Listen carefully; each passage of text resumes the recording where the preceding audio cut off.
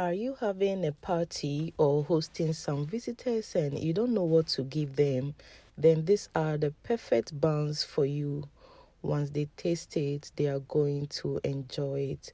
In this recipe, I'm coming to show you how I made these delicious buns. So I'm using 3 cups of plain flour. We are mixing our dry ingredient first before we come to the wet ingredient. So I'm sieving the flour that I'm using. So after that, I added some small salt, some baking powder, and then nutmeg. You can use cinnamon powder as well.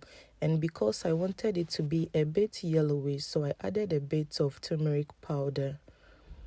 So after that, you will have to mix all these dry ingredients together. Once they are well mixed, then you can add some butter to it. So with the tips of your finger, just as you are doing the dough for meat pie, it's just the same method. So you use your fingers to rub in the flour till everything mixed together. So in a separate bowl, we are coming to add our wet ingredients. So here is evaporated milk, and I added some water. And I'm now adding the sugar to this because I don't want to add it to the dry ingredients, whereby I will need to use a lot of time to mix it, and that's going to form gluten and is going to make our buns very hard.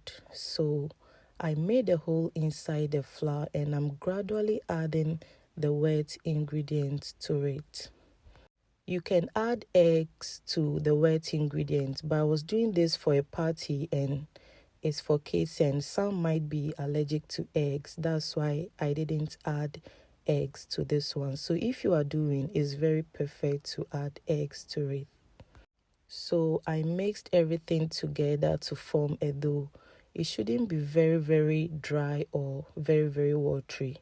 So after that, you just need to put your oil on fire, and with your index finger and in between your thumb, you scoop the butter into the oil.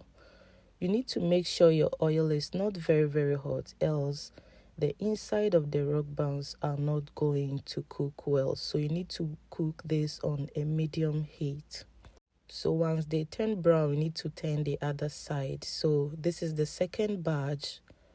You repeat the same method as we did in the first one.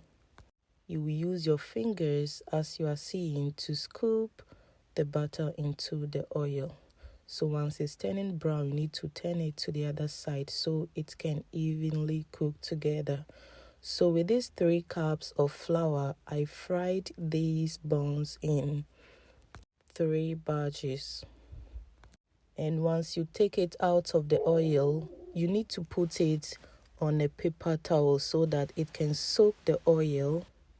So this is very simple and easy. I repeated the same process just as you are seeing, and our buns are ready. See how beautiful they are looking. It was so delicious. Is this something you are going to try?